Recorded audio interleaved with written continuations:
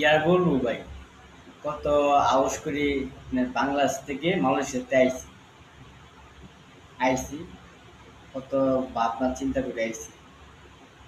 এখন কি হয়েছে কি এখন হয়েছে কি, এই দালালের বাচ্চারা কি করছে, এয়ারপোর্টে আইন না বসে ছিল এ দালাল, ভাই দালাল, আপনাদেরকে বলছি ভাই, দালালগিরির সময় শেষ।